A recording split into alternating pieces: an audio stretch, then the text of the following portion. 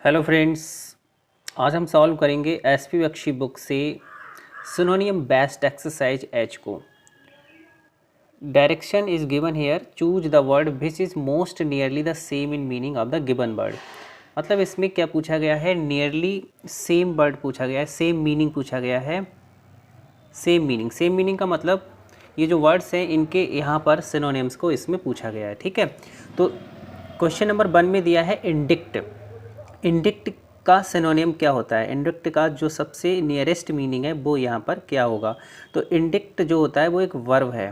ठीक है, इंडिक्ट एक वर्ब है। ठीक है, इंडिक्ट का मतलब क्या होता है, इंडिक्ट का मतलब होता है किसी पर कलंक लगाना।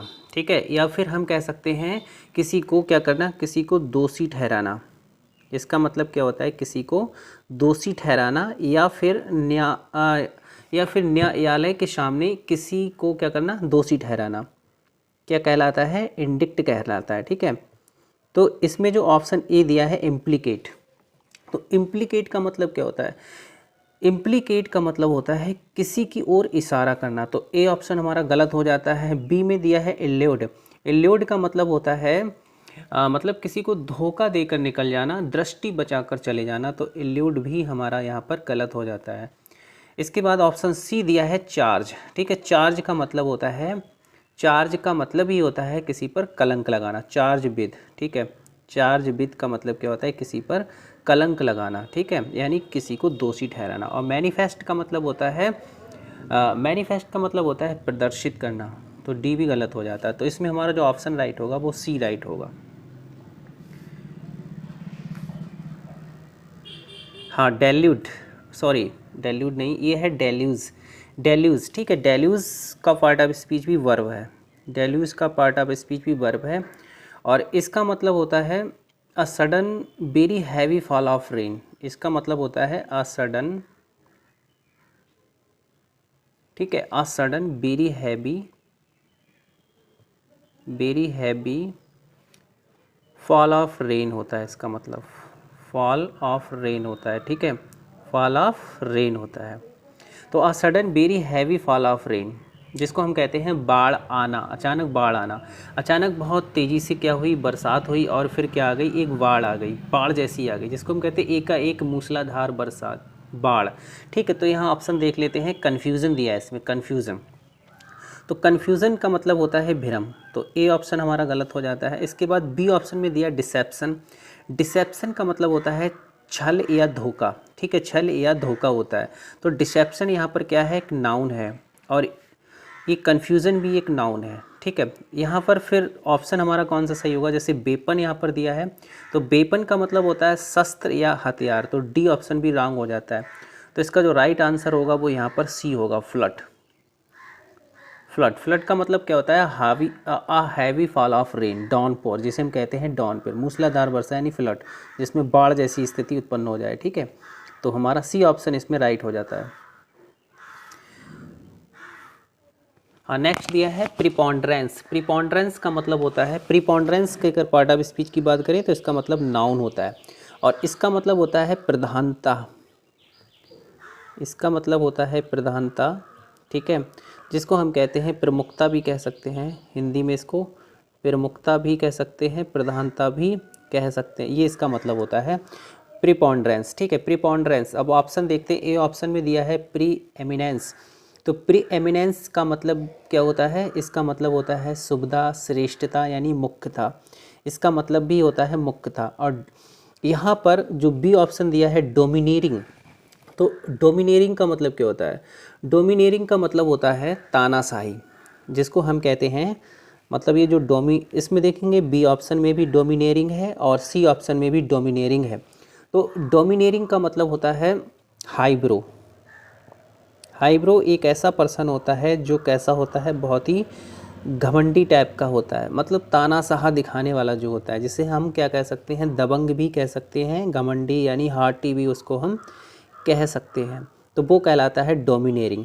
तो डोमिनेटिंग का मतलब क्या होता है, हाईब्रो, हार्टी यानी कि घमंडी या फिर दबंग या फिर तानाशाही। तो डोमिनेटिंग ये ऑप्शन भी हमारे दोनों गलत हो जाते हैं, सेम ऑप्शन है, ये भी रॉन्ग हो जाते हैं। ठीक है, इसके बाद इसमें दिया है प्री ऑक्यूपेशन। प्री ऑक्यूपेशन का मतलब होता है चिंता यानी ध्यान मग्नता, तो ये ऑप्शन भी गलत है। इसका राइट आंसर जो होगा वो प्री एमिनेंस होगा। प्री एमिनेंस का मतलब भी होता है प्रमुखता यानी कि प्रधानता, तो ए ऑप्शन इज यहाँ पर राइट हो जाता है।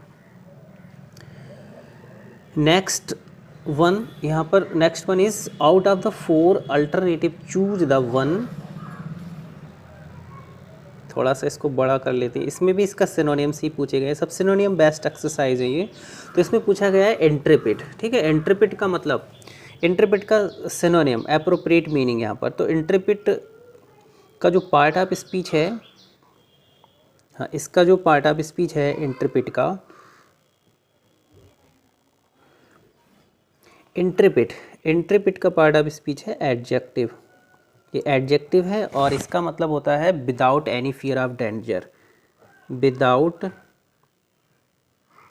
Without any fear of danger इसका मतलब होता है, जिसको हम कहते हैं निडर। तो यहाँ पर ए ऑप्शन में दिया हेजिटेंट। हेजिटेंट का मतलब होता है जो बहुत संकोची होता है। हेजिटेंट कौन होता है? जो कैसा होता है? बहुत संकोची होता है। तो ए ऑप्शन रॉन्ग हो जाता है। इसके बाद दिया है एक्सट्रोवर्ट।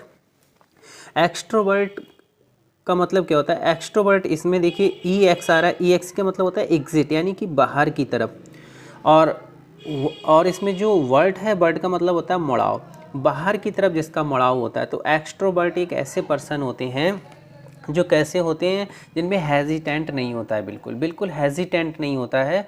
और वो कैसे होते हैं? वो बहुत ही मतलब फ्रेंडली टाइप के होते हैं, अपनी बात को बहुत ही अच्छी तरह से लोगों के सामने एक्सप्रेस करते हैं, ठीक है। ऐसे पर्सन जो होते हैं वो एक्सट्रोवर्ट कहलाते हैं।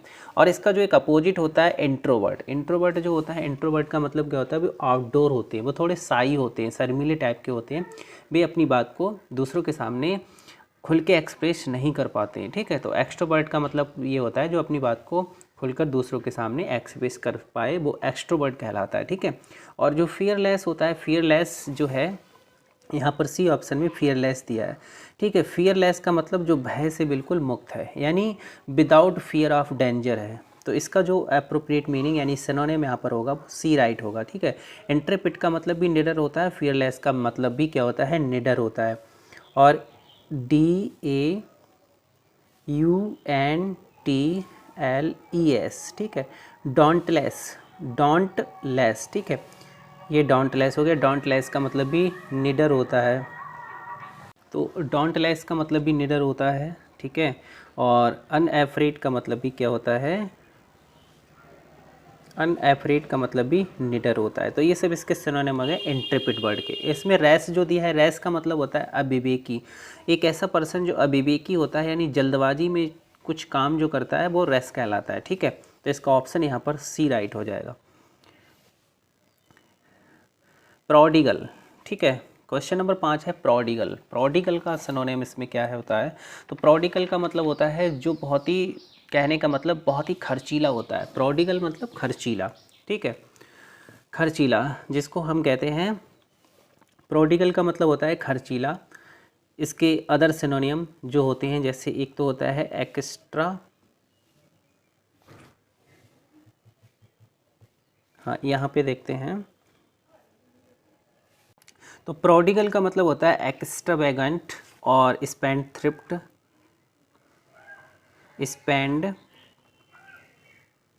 होता है, स्पेंड थ्रिफ्ट होता है, बेस्टफुल होता है, इसका मतलब BAST बेस्ट, और FUL फुल, बेस्टफुल होता है, ठीक है। तो प्रोडिगल का मतलब क्या होता है? इसका मतलब खर्चीला होता है, जिसके ये सब सिनोनिम्स हैं। एक्स्ट्रावेगेंट माने भी खर्चीला होता है, स्पेंड थ्रिफ्ट माने भी खर्चीला होता है, बेस्टफुल माने भी खर्चीला होता है। तो इसके ऑप्शन देख लेते हैं। ऑप्शन ए में दिया है एक्सक्लूसिव, ठीक है। तो एक्सक्लूसिव का मतलब होता है सिंगल। इसका मतलब क्या होता है? इसका मतलब होता है सिंगल। तो एक्सक्लूसिव जो वर्ड है वो भी हमारा यहाँ पर ए ऑप्शन रॉन्ग हो जाता है, ठीक है। इसके बाद जो बी ऑप्शन दिया है प्रोडक्टिव, ठीक है। प्रोडक्टिव का मतलब होता है उत्पादक, इसका मतलब उत्पादक होता है। बी ऑप्शन भी गलत है, ए ऑप्शन भी गलत है। इसके बाद इसमें जो सी दिया है लेविस, तो लेविस का मतलब भी क्या होता है? खर्चीला होता है, ठीक है। तो ध्यान रखेंगे, लेविस का मतलब भी क्या होता है? खर्चीला।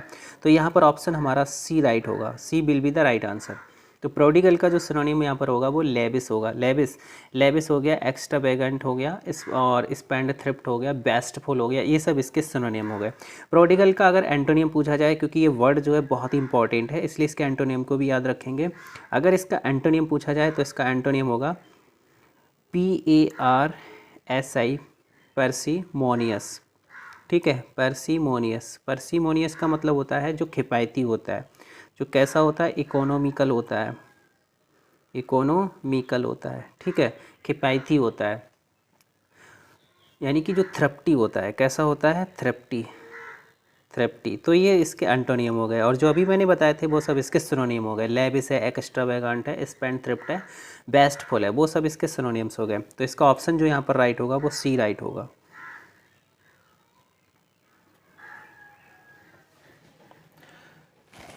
और नेक्स्ट दिया है परस्पिक्वस का पार्ट ऑफ स्पीच जो है वो एडजेक्टिव है। OUS जो होता है वो एडजेक्टिव का ही सफिक्स होता है, ठीक है।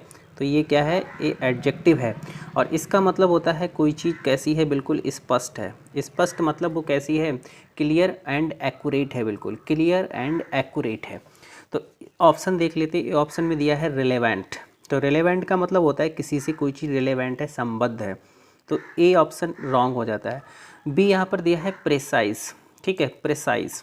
तो प्रेसाइज का मतलब ये होता है स्पष्ट, इसका मतलब क्या होता है, स्पष्ट होता है। ये जो बी ऑप्शन में प्रेसाइज दिया है, इसका मतलब क्या होता है, स्पष्ट होता है। इसके अदर जो सिनोनियम होते हैं, जैसे एक तो हो गया ल्यूसिड। ल्यूसिड माने भी क्या होता है, LUCID, ल्यूसिड माने भी स्पष्ट होता है। लिम्पिड, LIMPID, लिम्पिड का मतलब भी स्पष्ट होता है। तो इसका ऑप्शन जो इसमें राइट होगा वो बी राइट होगा, ठीक है। यहाँ पर क्लियर भी दिया है, लेकिन क्लियर इसका जो है वो एप्रोप्रिएट मीनिंग नहीं होगा। क्लियर का मतलब होता है कोई चीज़ खुली हुई, यानी कि सही जो है, क्लियर है, साफ़ सुथरी है। तो वो तो यहाँ पर जो डी है वो इसका एप्रोप्रिएट मीनिंग नहीं होगा। इसका जो एप्रोप्रिएट मीनिंग होगा वो होगा प्रिसाइज। प्रिसाइज का मतलब ये होता है एकदम बिल्कुल स्पष्ट, क्लियर, यानी एक्यूरेट। ब्रीफ यहाँ पर दिया है, ब्रीफ का मतलब क्या होता है, संक्षिप्त होता है। तो सी ऑप्शन भी यहाँ पर गलत हो जाता है। तो इसका राइट आंसर जो होगा वो क्या होगा, प्रेसाइज होगा, ठीक है। क्या होगा इसका राइट आंसर, प्रेसाइज होगा।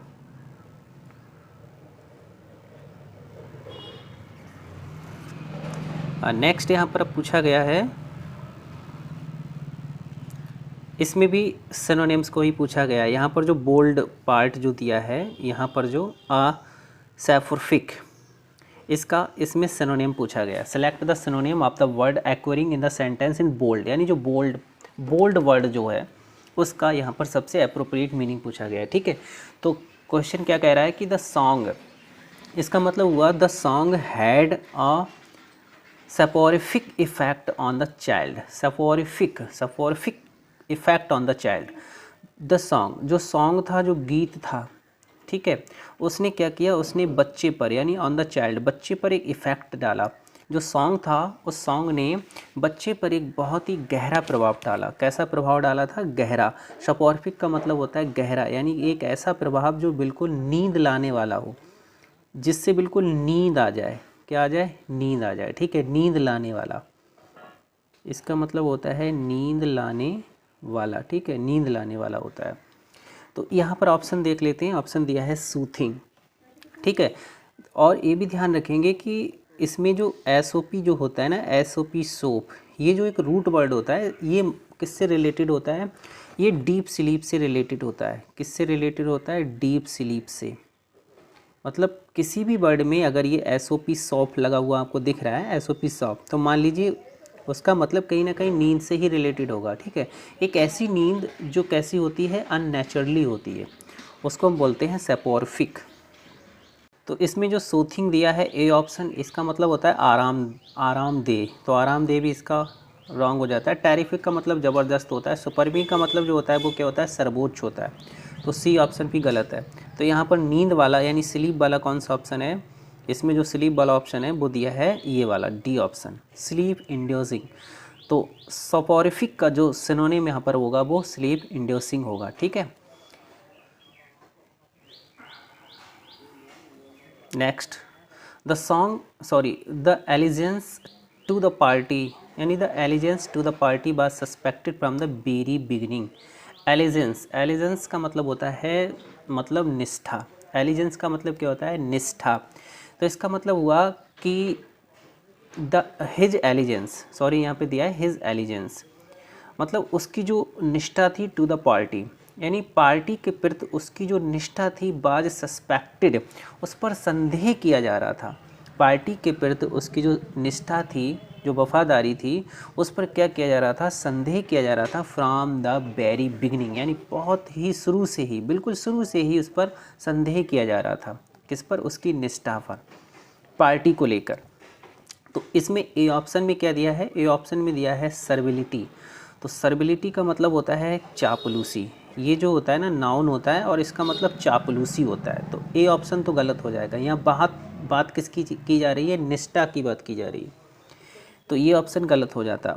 इसके बाद यहाँ पर दिया है पॉसिबिलिटी, और हाँ बी ऑप्शन में दिया है ओबीडेंस। ओबीडेंस का मतलब होता है कर्तव्य पालन, यानी कि आज्ञा पालन। तो बी ऑप्शन भी यहाँ पर गलत है। इसके बाद दिया है पैसिविटी। पैसिविटी का मतलब भी क्या होता है? निष्क्रियता। तो ये भी गलत है। इसका जो राइट आंसर होगा वो लॉयल्टी होगा। लॉयल्टी का मतलब ही होता है निष्ठा, वफादारी। ठीक है, तो लॉयल्टी इसका राइट आंसर हो जाता है। Question number 9, sympathetic criticism has a solitary effect. Sympathetic criticism जो होती है वो एक लाभकारी प्रभाव रखती है, मतलब सहानुभूतिपूर्ण आलोचना का लाभकारी प्रभाव होता है। कैसा प्रभाव होता है? लाभकारी, यानी सॉलिटरी इफेक्ट होता है। तो सॉलिटरी का मतलब होता है हितकारी, मतलब लाभकारी। इसका मतलब होता है हितकारी या फिर लाभकारी, हम कह सकते हैं इसको लाभकारी। ठीक है, इसका मतलब होता है लाभकारी। तो अब इसका यहाँ पर सबसे अप्रोप्रिएट मीनिंग पूछा गया है। ठीक है, तो प्रीमैच्योर, ए ऑप्शन में दिया है प्रीमैच्योर। ए ऑप्शन में क्या दिया है? एक मिनट,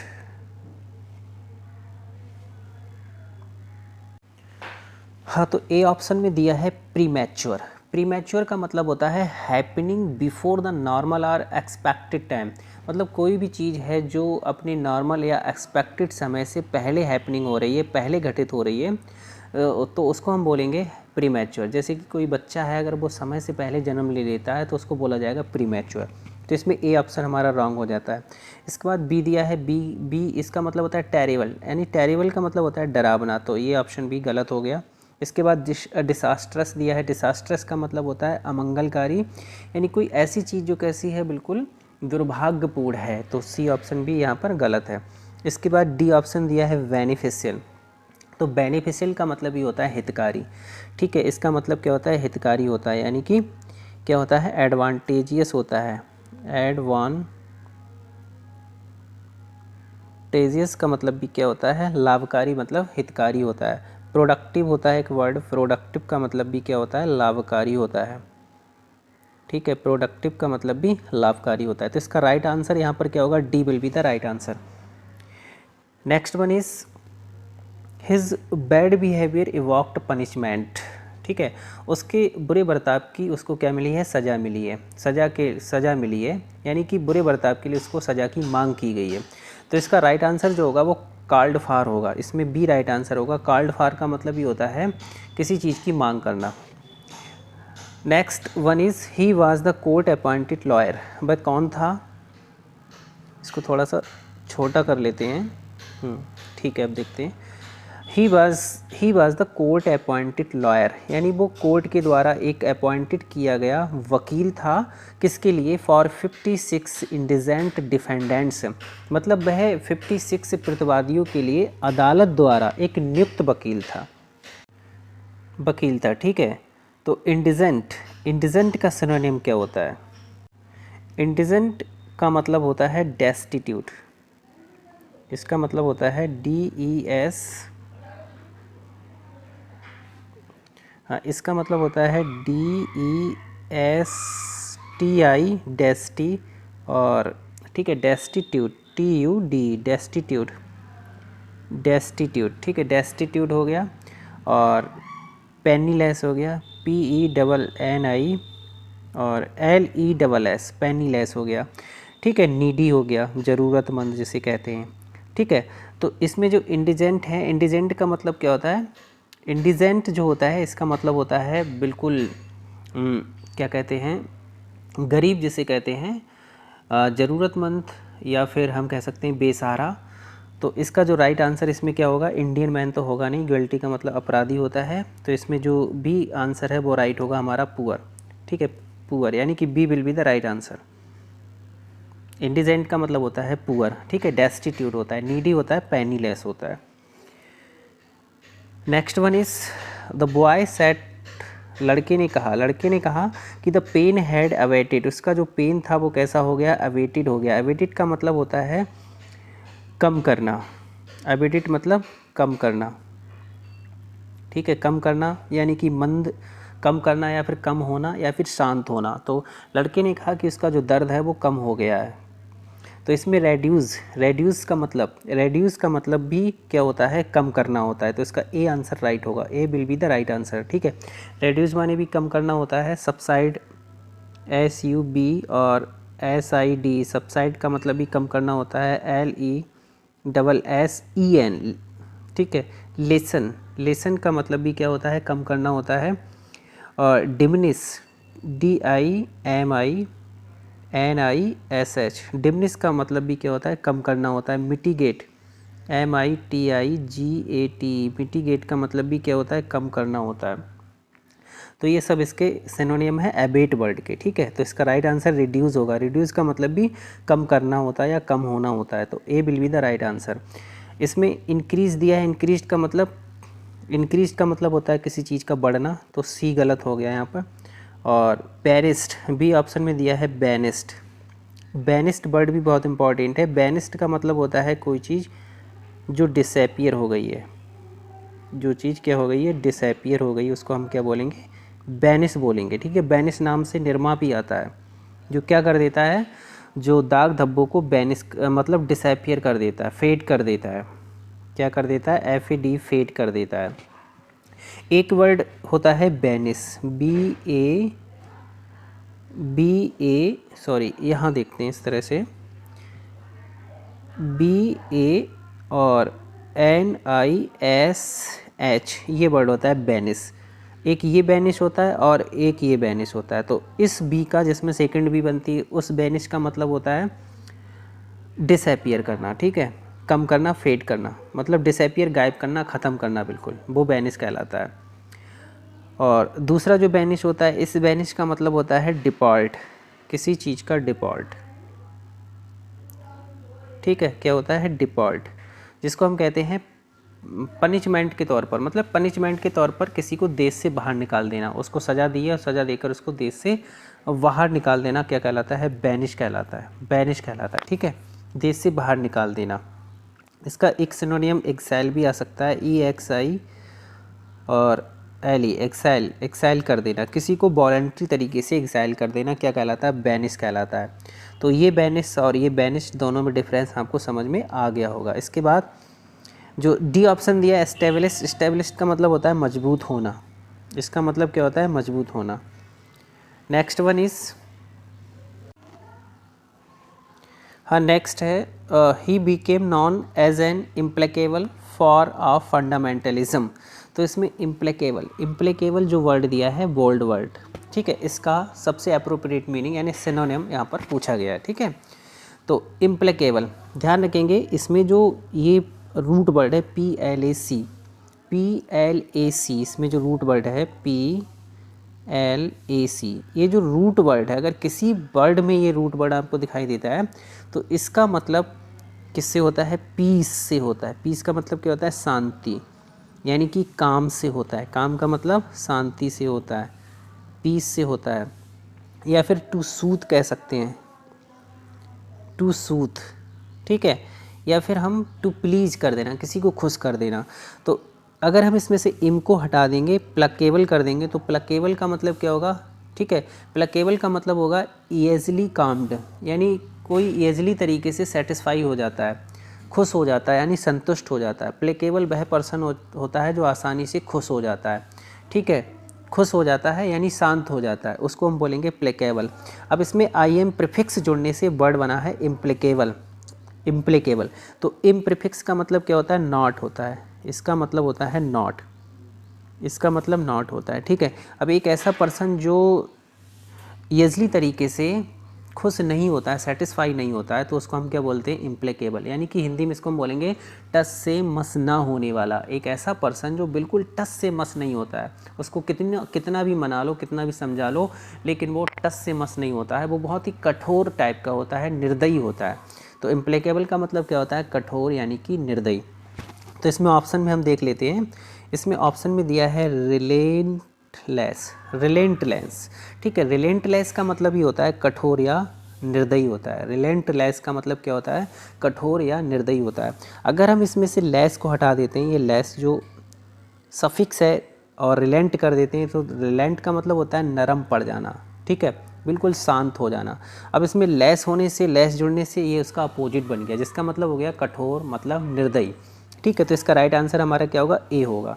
और बी का मतलब होगा प्लीजिंग। प्लीजिंग का मतलब होता है रमणीय, यानी जो सुखदाई जो चीज़ें होती हैं रमणीय टाइप की, वो प्लीजिंग कहलाती हैं। डेंजरस, डेंजरस भी गलत हो जाएगा।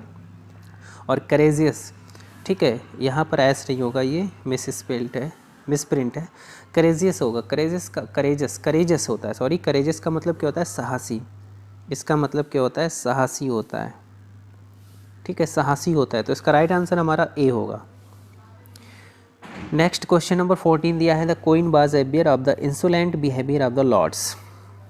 द क्वीन वाज एबियर, जो क्वीन थी, जो रानी थी, वो अपने लॉर्ड्स के इंसोलेंट व्यवहार से वाकिफ़ थी। बिल्कुल इंसोलेंट जो उसके व्यवहार थे, उनसे बिल्कुल व्यवहार जो थे, जो बिहेवियर थे, उनसे बिल्कुल एवियर थी, वाकिफ़ थी। तो इंसोलेंट का मतलब क्या होता है, ठीक है, तो इंसोलेंट का मतलब यहाँ पर हम देखते हैं। इंसोलेंट का मतलब होता है, इंसोलेंट का मतलब होता है इम्पुडेंट, IMPU और DENT। इम्पुडेंट होता है, इम्पोलाइट होता है, इसका मतलब क्या होता है, इम्पोलाइट, जिसको हम कहते हैं बदतमीज या असभ्य। ठीक है, इंसोलेंट का मतलब होता है बदतमीज मतलब असभ्य।